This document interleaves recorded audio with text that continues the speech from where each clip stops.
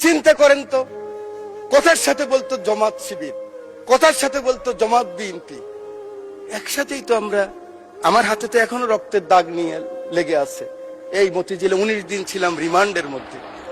কেন আমরা ছোট করার চেষ্টা করতেছি? আর কত যুদ্ধ, আর কত তর্ক, আর কত বিতর্ক, আর কত ছোট করা। এই সংসদটাকে আসুন না সকলে মিলে, সকলের সংসদ, আকাঙ্ক্ষার সংসদ, বাংলাদেশের 16 কোটি 17 কোটি মানুষ যে সংসদ চায়। আমি এখানে যত কথাই বলি, আমি মনে করি আপনাকে ঘায়েল করেছি, আপনি মনে করেন আমাকে ঘায়েল করেছেন, কিন্তু বাংলার কৃষক, বাংলার শ্রমিক, বাংলার জেলে, সে কিন্তু বোঝে আমার কথা সঠিক না আপনার কথা সঠিক। পরের জন্য যুদ্ধ করেছি অনেক, এবার তোমার আর আমার যুদ্ধ। যদি বলো এত যুদ্ধ করে কি পেয়েছি?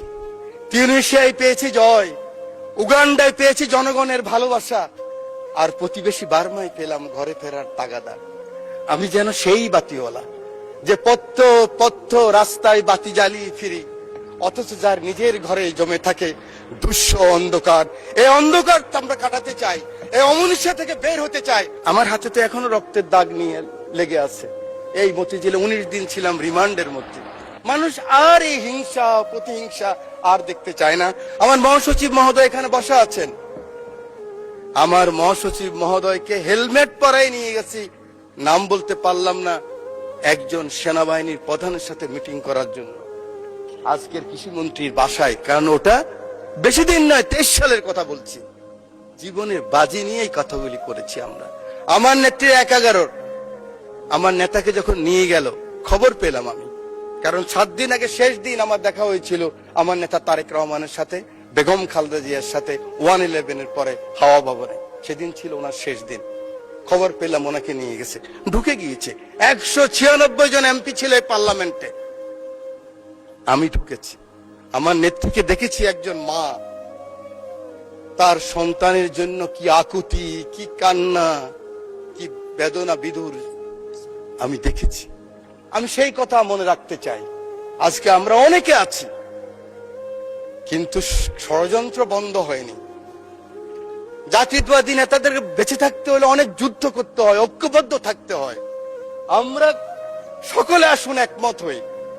আগামী দিনে যে চ্যালেঞ্জ আসবে, এই জাতীয়বাদী শক্তির বিরুদ্ধে আবার যে ষড়যন্ত্র আসবে, সেদিন কারাই প্রধানমন্ত্রীর জন্য জীবনের বাজি রাখতে পারবেন, বাংলাদেশের জন্য বাজি রাখতে পারবেন, সেরকম যদি একটা শক্তি সাহস থাকে, তখনই হবে সবার আগে বাংলাদেশ। তখনই হবে দিল্লি নয়, পিন্ডি নয়, অন্য কোনো দেশ নয়। চিন্তা করেন তো, কথার সাথে বলতো জামাত শিবির, কথার সাথে বলতো জামাত বিএনপি, একসাথেই তো আমরা। আমার হাতে তো এখনো রক্তের দাগ নিয়ে লেগে আছে। এই মতিঝিলে 19 দিন ছিলাম রিমান্ডের মধ্যে। কেন আমরা ছোট করার চেষ্টা করতেছি?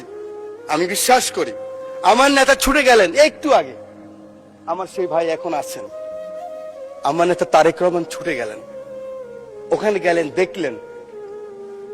সাথে সাথে আমি মনে করি আগামী দিনের রাজনীতির জন্য সংসদের বিরোধী দলের নেতা আপনিও ছুটে যাওয়া উচিত ছিল। আমি জানি না আমার কথা কিভাবে নেবেন, যে মাননীয় সংসদ নেতা, আমি শুনেছি, আমি উপস্থিত ছিলাম, কারণ ওনার পিছনে আমি ছিলাম, আপনি গিয়েছেন, উনি বলেছেন আপনার কিছু প্রয়োজন লাগলেও আমাকে বলবেন। এভাবেই রাজনীতিটাকে আমরা এগিয়ে নিতে হবে। বাংলাদেশের মানুষের আকাঙ্ক্ষা এই রাজনীতি। মানুষ আর এই হিংসা প্রতিহিংসা আর দেখতে চায় না। বক্তব্য আমি শেষ